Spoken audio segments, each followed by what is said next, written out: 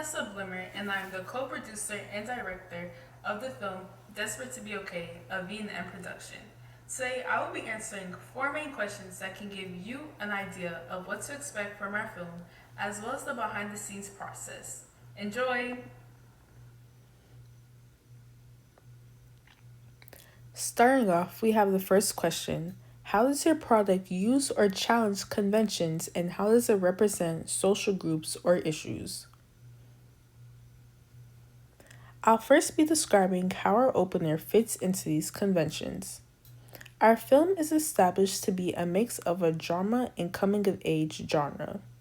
Starting off with a drama, our film fits in this convention due to many different elements. When thinking of drama films or shows, dark and serious thoughts as well as issues/ conflicts are typically associated with this. Given that I have watched a fair amount of drama productions, I knew we had to deliver something that would actually fit and scream out drama right away. The first way we were able to do this was by choosing the right filter. Before doing any editing and just going off the videos we recorded, the videos barely evoked any dramatic moods. Well, yes, we did have the beginning scenes of the plot that created a sense of interest to see where the storyline was going to go. They did not scream 100% drama for me. By adding in the dark, cool tone filter for majority of the opener, which you see in the second picture below, this really brought my vision to life and showed me how much a singular filter could change my whole mood. Seeing how much it did, that really showed me how important it was to choose the perfect filter so all the viewers watching can already get a gist this is going to be a deep and serious movie. In addition, a lot of drama genres include a serious plot.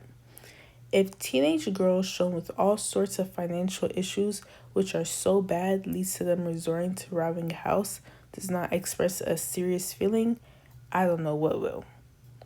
By having these very intense scenes of the girls' background stories and the dialogue in them that imply struggle, it all comes together to signify that this film is going to have some pretty heavy scenes that deal with social serious issues, all to make the plot serious enough.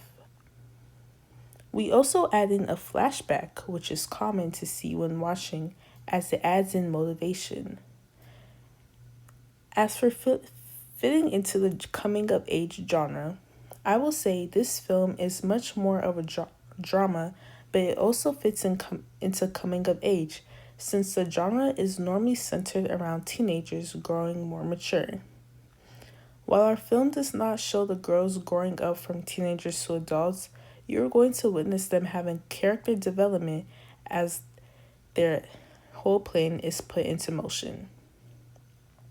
Character development is very common in this genre. Since the main character is shown to be dealing with some type of conflict that affects them so bad they need to do something about it, we will also do this same thing by showing each of the girls' dilemma.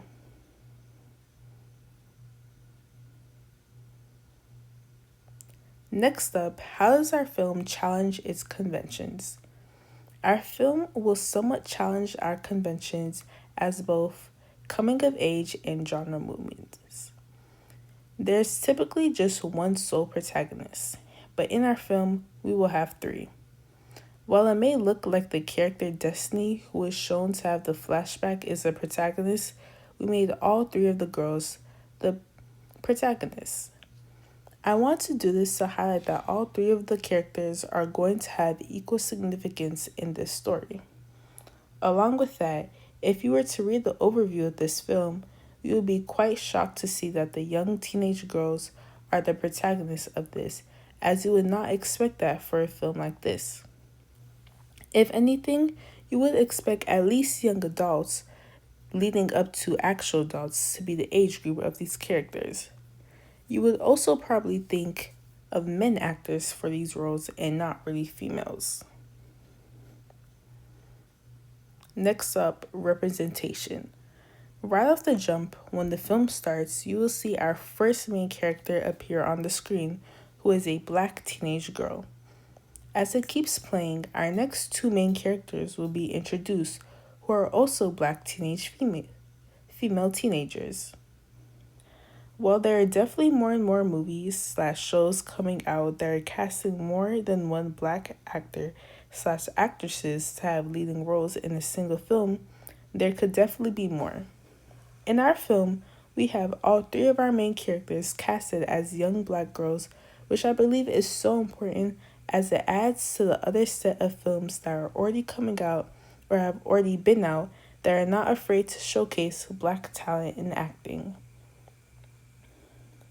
Not only are our characters black, but our character Zuri is Haitian American, which was inspired by Naima and I both being Haitian American as well. By adding in a character of a Caribbean descent, this brings in a whole nother touch of representation. A young black Haitian kid can feel inspired that they are having their culture showed in a way that actually represents them. For example, when shows and films try to include Haitian heritage, they do not always do it right. As in some, they won't even speak the right Creole or have the right accent. With this being said, it was important that the snippet revealed Surrey was Haitian was done correct. Our film also represents young teenagers who fall into a low class status. They may be dealing with pressure to feel normal in these difficult circumstances, which is exactly what the girls in our film are dealing with. In addition to this whole production was female-led, which is not something you commonly see in the film industry. There are typically a vast amount of men in this field, but not with our film. Moving on to our second question, how does your product engage with audiences and how will it be distributed as real media text?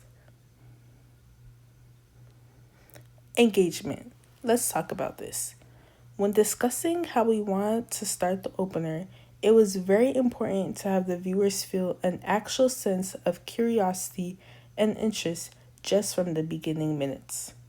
Given that many teenagers today have a short attention span, and that is our main audience we are targeting, I just knew we need to start it off with a wow factor.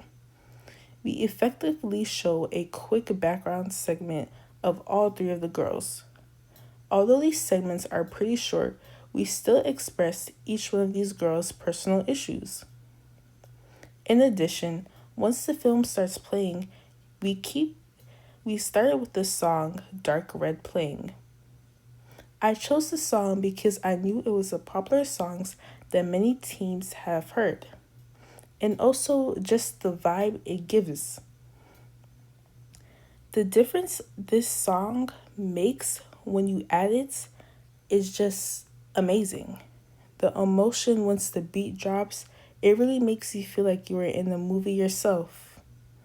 Besides the song, once you start nearing the end of the opener and the flashback ends, we sort of choose to end it off as a cliffhanger.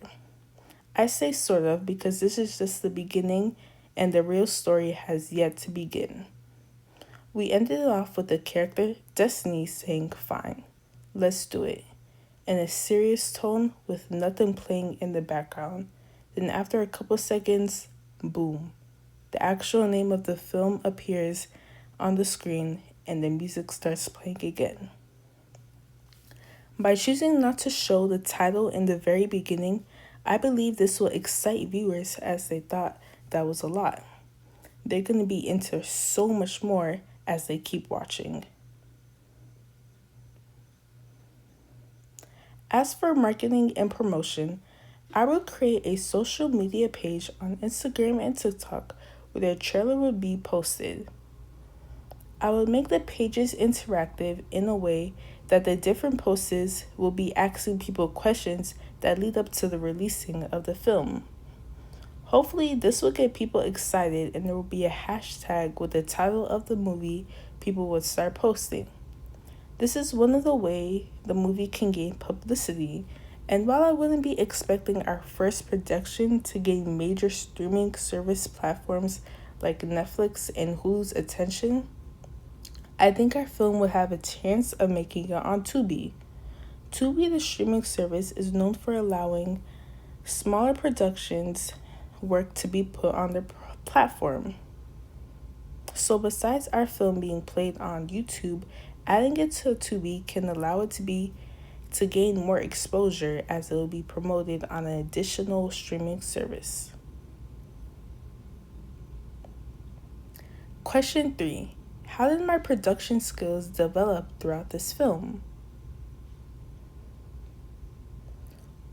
Overall, through the course of this, I say that my production skills have developed through 4 main bullets. 1. I have improved on uploading to YouTube. 2nd, I have developed in embedding videos and pictures. Also in importing videos, and I have improved in designing and changing fonts/colors to make my work more visually pleasing. Going into further detail, when it came to uploading on YouTube, I've actually never uploaded a video on YouTube before. It wasn't until my teacher started giving us assignments where we had to upload videos, and we had to upload them so I could transfer. And to upload my videos, I had to transfer the videos to Blogger so everyone could see it. When I first had to upload on YouTube for the first time, I was a little confused, actually, if I'm being honest. I saw an option where I could make my videos private, and in my head, I'm thinking perfect. But what I didn't realize that when I would embed the videos into Blogger, you would not be able to click on the videos and watch them because they were private. So I had to learn that it was honestly okay.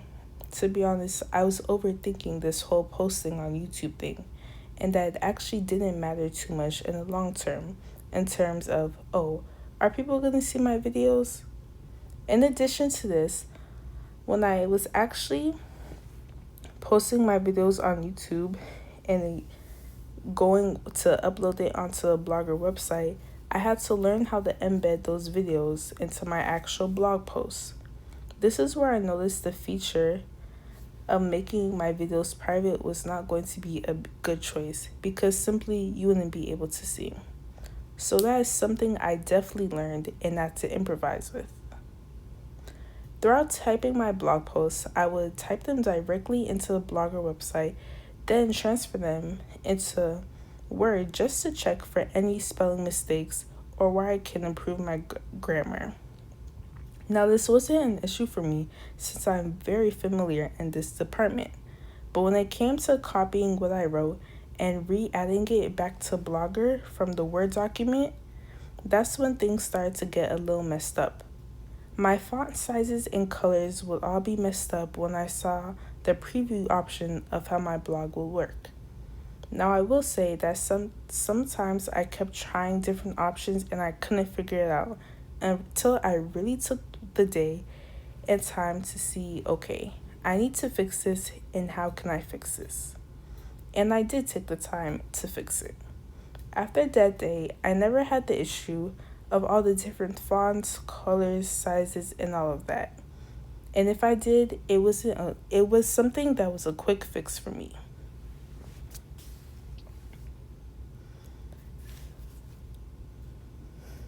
Last but not least, our final question.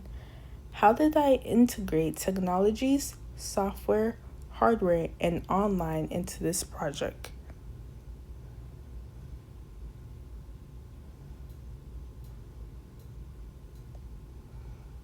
For this whole project to even come apart, I had to use different techniques such as phones, iPads, computers to make it all work.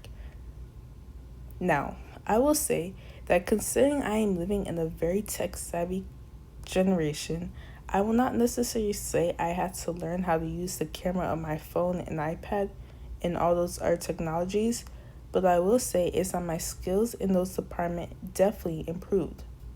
For example, before coming into this project, I was more proficient in taking pictures than recording videos on phones.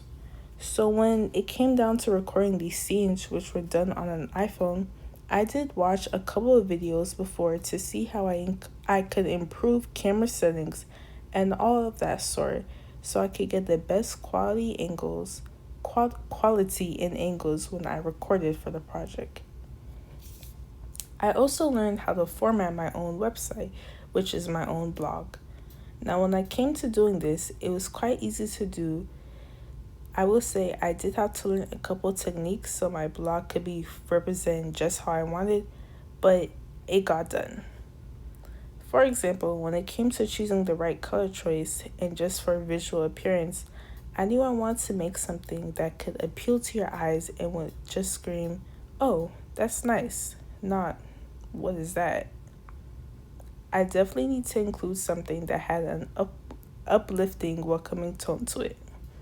I also learned how to structure my blogs properly so I could make sure that it was as easily readable as possible and not something that you would get bored of reading too. Now, by doing this, I definitely came by some challenges a little when it came to things that I wanted for my website, just so I could make it look as a fair representation of me. So, after taking some time to just improve my whole project, I got it to where I wanted to be, and I'm very happy with my project. Now, that concludes my presentation, and I want to thank all of you for listening. Thank you.